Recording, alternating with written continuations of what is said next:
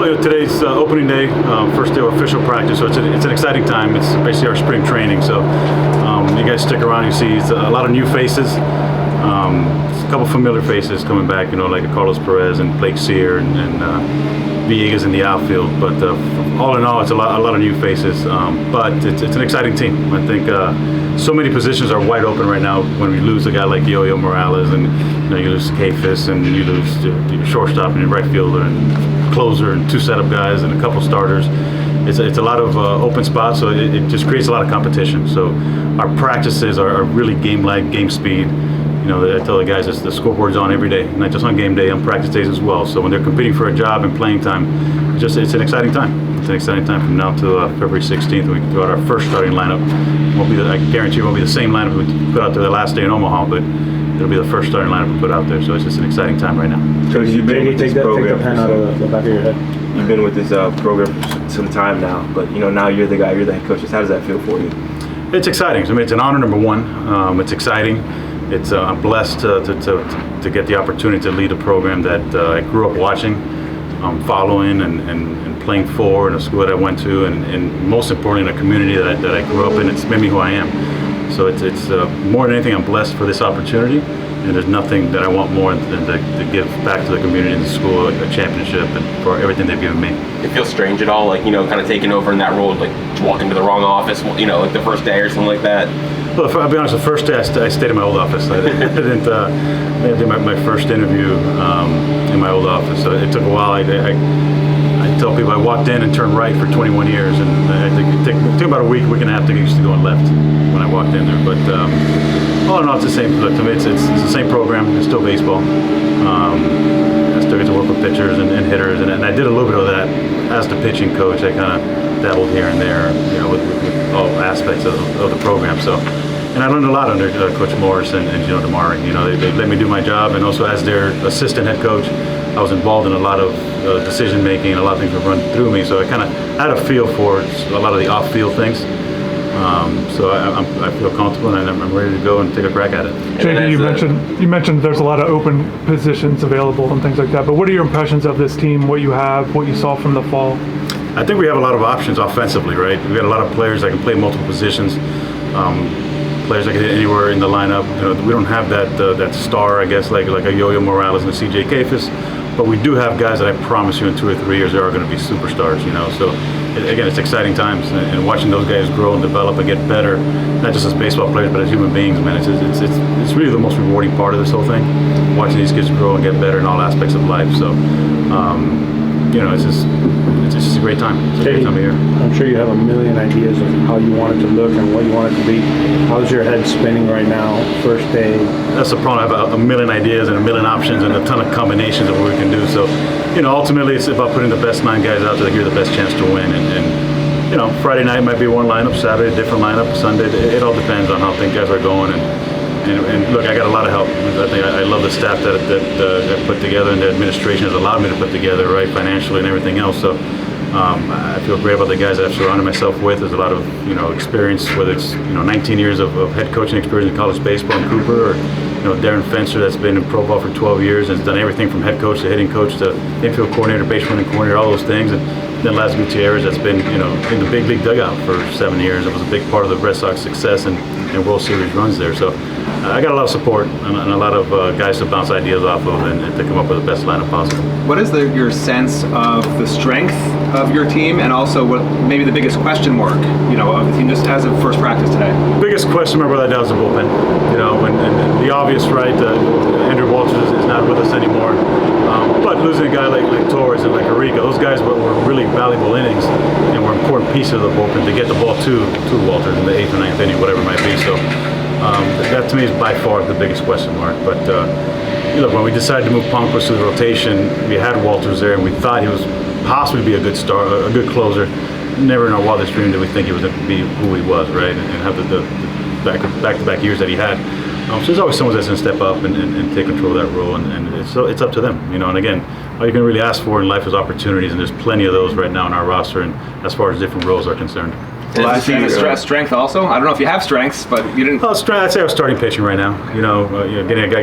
Anytime you get your Friday night starter back, like a Gage Zeos, it's very important. It's a huge key to your success, right? And you got Rafe Schlesinger coming back, which as the year went on last year, he got better and better and better, and obviously he topped out at that last game, his last game against Texas when he went 7 scoreless. And you have 2 guys like that, and you bring in some older guys, the Herrick Hernandez's from Miami-Dade, that's got some experience being the number 1 guy. And to me, being the number 1 guy, whether it's junior college or Division II, 3, 1, whatever it is, it's a different pressure, right? A different weight that you carry.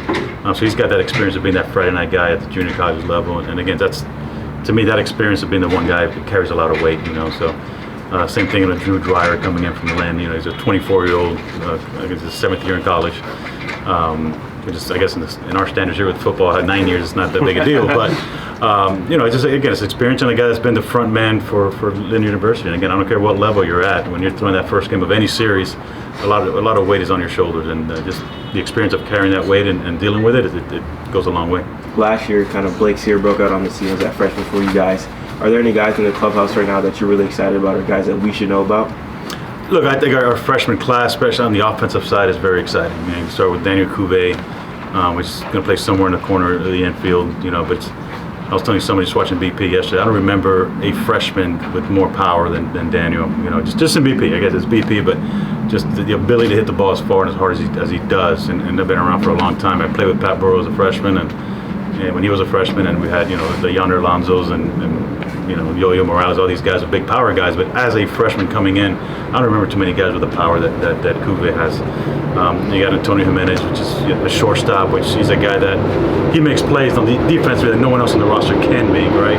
But he's a freshman, so there's going to be that learning curve. Jake Kulikowski in the outfield is another, to me, it's going to be a special bat at some point. The future is bright there. The future is bright. And again, we don't have those household names yet, but you're going to be very familiar with some of these guys in the near future. And just as the season gets closer, only a couple weeks away, does it start to feel more real? Like, you got named the coach, head coach 6 months ago, but now that the season's almost here, is it kind of impressing on you, I'm going to be the head coach at my alma mater and everything?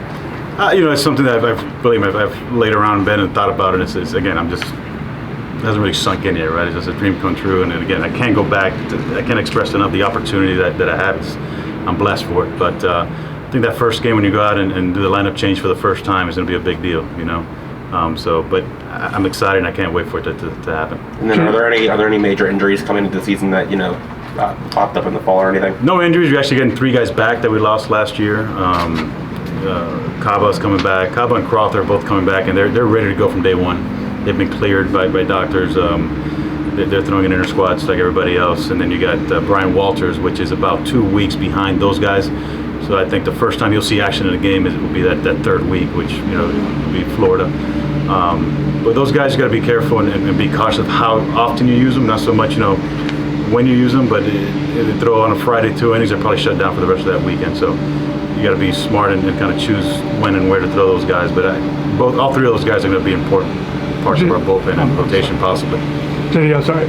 Any changes, either practice structure or things that you want to do or already have done thus far? As you mentioned, you've been here for quite a bit. Structure-wise, we've tweaked a few things here or there. But we've had a lot of success for a long time. We're not going to reinvent the wheel here and change a whole lot of things. That's not to say we haven't changed a few things, but little things like we start every day, every practice with base run. That's something that is so important in scoring runs. And you can't get too caught up on batting average and home runs. And at the end of the day, it's who scores the most runs is going to win the game. You score more runs than the other team, you're going to win games. And base running is a way to score runs that it doesn't take, the swing of the bat or the bunt or anything like that. It's taking extra bases, putting pressure on defenses where they make mistakes. So Darren's done a great job, and that's, if we preach something's important, and we show them by doing it first every day. That's the very first thing that we do. Before we throw a baseball, do anything else, we go out there and do base running for 10-15 minutes every single day. So that's a change that we haven't done in the past.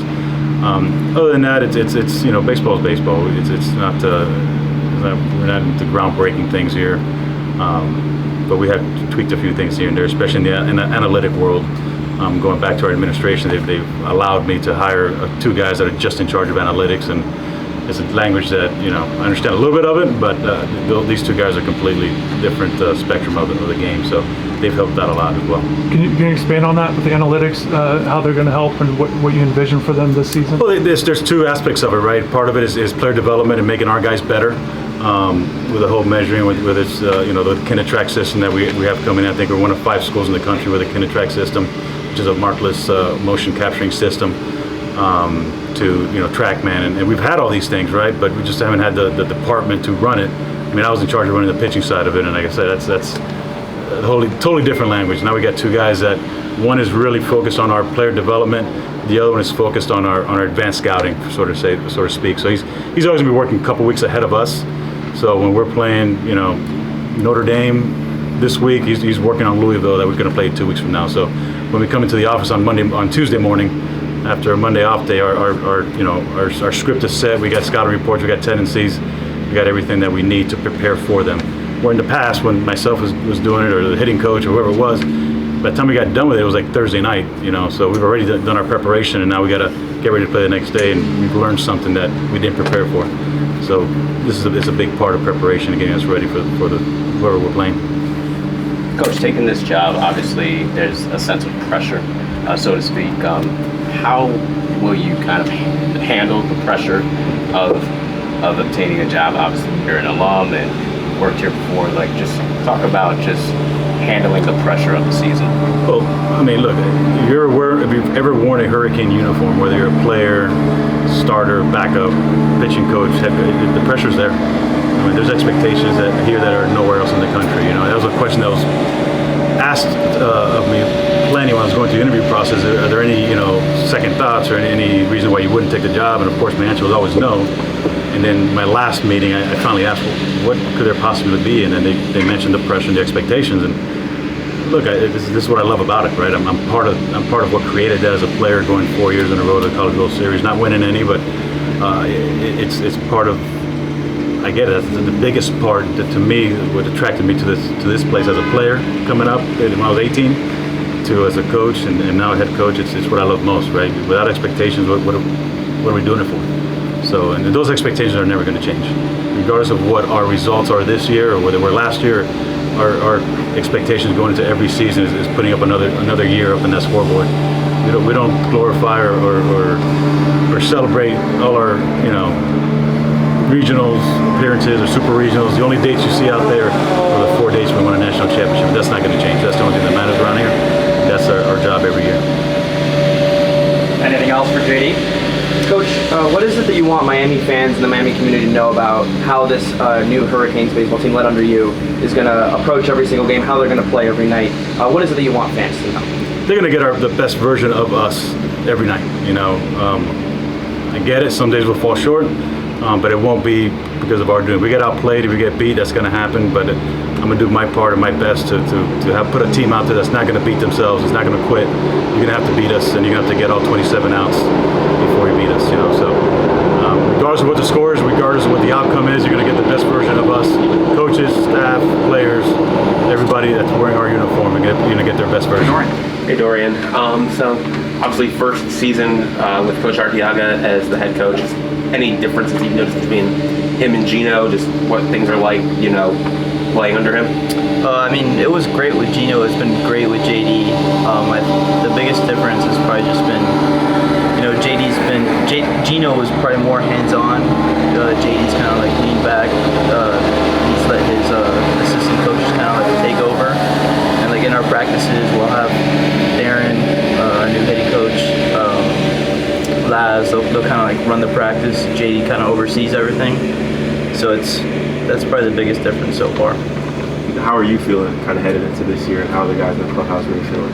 We're really excited. We have a lot of new guys on this team, and we're eager to show what we can do. There's a lot of new faces, and everyone's ready to step up. JD mentioned one of those new faces is Daniel Cuvée, the freshman. He said he hasn't seen anyone at freshman with that much power in a long time. Like, what have you guys seen from him? What's he like as a player? What's he like as a person? And what's it like watching him take BP? He's definitely a great person. He's come in. He's worked his butt off. He's done everything he's needed to do, and he definitely has a lot of power. We see it every day. He puts balls over the scoreboard in BP in games too, and we're really excited to see what Daniel can do this spring. Sorry, with so many new guys, how do you see the team shaping? What do you think is going to be the strength, and how much opportunity is there out there? So I think we're going to be a more complete team this year. You know, like last year we had guys like Yo-Yo and guys like Kafis that we kind of relied on for our offense. And, you know, I think we're going to be more complete, well-rounded team. We'll do the little things better. We'll bunt more, play better defense, better baseball fundamentals this year. How do you like the more, you said JD had more of a hands-off approach. How much do you like that approach? I think that the team consensus is that we kind of like, Gino's approach was great too, but I think we definitely prefer this better. You know, it's Gino kind of like worked with everyone. Now we have one coach like specifically working with a specific like infielder group, outfielder group, pitching group, and then JD kind of oversees everything. So this has been great. And how do you guys kind of like take over as leaders, or you know, both like in terms of like actual leadership, but also like production? When you lose guys like Yo-Yo, you lose guys like CJ Kafis and guys like that. Yeah, you know, I mean, it starts, you know, in the work that we put outside of here. You know, there's been a lot of guys that are eager to step into those roles. You know, we see it like in the scrimmages and practice. You know, there's been a lot of guys that have stepped up from last year, just the way they've come to practice every day, the way they've performed. So, so for sure, Ray Schlesinger has been one of those guys. He's come with a great attitude. Gage, of course, is one of those leaders. Jack Scanlon, catcher, myself. You know, we have a great group going into this season. So Brian, what's it like, you know, playing for JD, and what's the transition from Gino to him been like for you guys? Honestly, really good. I had a great relationship with Gino, as most of my teammates did. We had a great program, right? We were successful here, and JD's kind of picking up on that too. Like, you know, he's a great coach, players coach. We enjoy playing for him, so I mean, I'm excited to see what can happen. Seriously. And what's it like going, you know, your pitching coach is now the head guy, like what's that like for you guys? I feel like it's a special relationship, right? Like, I had a cool connection with him as a pitcher, and now that he's a head coach, it's even cooler, so I'm excited. Hey, you know, you guys have been at it for a little while here with fall and everything, but what is the first official day? Does it feel any different? Is it like, okay, this is... Oh, definitely. I mean, I got to the field at 9 a.m. this morning, to be the honest truth, so didn't have class this morning, so I got here early. You know, if you could feel the vibes, right? It's right around the corner, so. And it's always a new season. There's a lot, but a lot of guys that you guys relied on are gone. A lot of the stars, JD said. So, and then Dorian said this feels like from already like a more complete team. Well, do you feel that on the pitching staff as well, or? Definitely. Obviously lost some, big pieces. My brother, right? That was a cool one. But got a lot of newcomers stepping up. I mean, I'm excited for not only the people that just came, but the other guys are returning. They feel the need to step up, and it's going to be special. For you kind of taking a bigger role this year, is there any advice that your brother's giving you, or have you talked to him like kind of, hey, tips and tricks, things like that? No, definitely. I mean, I talk to that guy about everything, right? I mean, it's one of the best pitchers I've ever met in my life. It's my brother, thankfully. But yeah, no, definitely. How to handle the pressure, how to bounce back. It's something new for me with the arm and everything. You just, you're the same pitcher you were before, and go back out there and compete like you used to. And how's that arm feeling? Like, how do you feel? Really good. Yeah, no, super successful surgery, super happy. Rehab went well. It was a long process, but it's going well, so I'm excited. What was the surgery? Was it TJ or? TJ, gotcha, yeah. So now you got about 10 miles an hour more on the arm, right? That's how it works, right? JD mentioned maybe a few weeks into the season you'll be ready to go. Just what is the process for you from now until then? Is that your timetable that you're thinking too? Yes, sir. So, jumping into some bullpen work now, and just trying to establish, how it used to be, right? Trying to get back into the groove of things, but I'm excited. I mean, it gets cool. You get a little extra time to prepare yourself. Get to watch whole games, get the feel for it, and I think it's honestly a good thing for me, right, to jump back in and not, be able to handle the process a little bit different. With you, kind of that rehab process is never easy. What kind of helped you get through it, or what do you lean on to kind of power through everything? Oh, definitely. Obviously, my faith, Lord and Savior Jesus Christ, but also my teammates, family. I mean, my teammates picked me up. There's a lot of days. I mean, obviously, it happened early in the season, so I didn't get to play, right? But they still wanted me to show up to the field. My brother picked me up out of bed oftentimes when I just didn't feel like it, right? And I kind of rallied around them most of the season. I didn't get to go on the road much, but it was special games at home. I would get to do my rehab, come out here and cheer on my guys, so it kept me going. Kept the spirits high. Anything else for Brian? Ryan, now being back on the field this year, what are you most looking forward to? I'm just competing, right? Like, I mean, that's what I came here to do. I've been a lifelong Hurricane my whole life.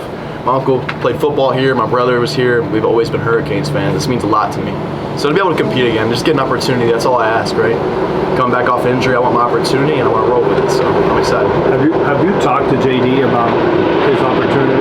Because he's the same lifelong UM guy, played here. Now he gets to run the show. What do you think that means to him? It's a special kind of advice, right? He's Miami through and through. He's Miami made, right? And for me, it's special to be able to talk to a guy like that with so much knowledge, right? JD has been through a lot, and he's one of the, honestly, biggest role models for me in my life. One of the greatest coaches I've ever played for, not only as a pitching coach, but now my head coach. So I'm excited not only to continue to pick his brain, but that guy's helped me tremendously.